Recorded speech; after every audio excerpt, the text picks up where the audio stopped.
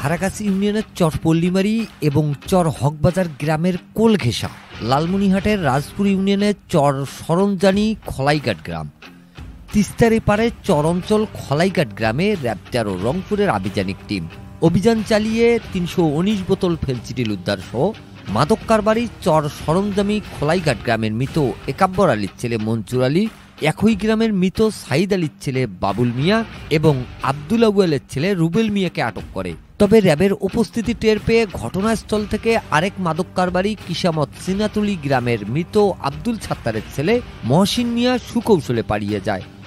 পরে আইনি প্রক্রিয়া শেষে আটক ৩ জনকে লালমনিরহাট সদর থানা পুলিশের কাছে হস্তান্তর করে র্যাব। গত বুধবার র্যাব ১৩ রংপুরের সিনিয়র সহকারী পরিচালক media flight lieutenant Saifullah Naim এক প্রেস বিজ্ঞপ্তিতে এ তথ্য জানিয়েছেন। প্রেস বিজ্ঞপ্তিতে জানানো হয়, গত বুধবার ভোর ৪:১৫টার দিকে গোপন সংবাদের ভিত্তিতে র্যাব ১৩ রংপুরের আভিযানিক টিম লালমনিরহাটের রাজপুর ইউনিয়নের সরঞ্জামি খোলাইঘাট গ্রামে মনসুর আলীর বসতবাড়িতে অভিযান চালিয়ে ৩১৯ বোতল ফেনসিডিল উদ্ধার করে। এ সময় ৩ মাদক কারবারিকে আটক করা গেলেও এক মাদক কারবারি সুকৌশলে পালিয়ে যায়। জব্দ করা হয় একটি মোটরসাইকেল। এ ব্যাপারে লালমনিরহাট সদর থানায় পলাতক একজন সহ ৪ জনের নামে মাদক আইনের ধারায় মামলা করা হয়েছে বলে বিজ্ঞপ্তিতে জানানো হয়।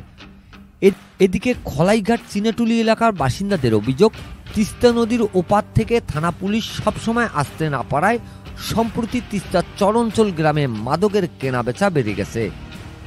Mizanur Rahman, DRS news.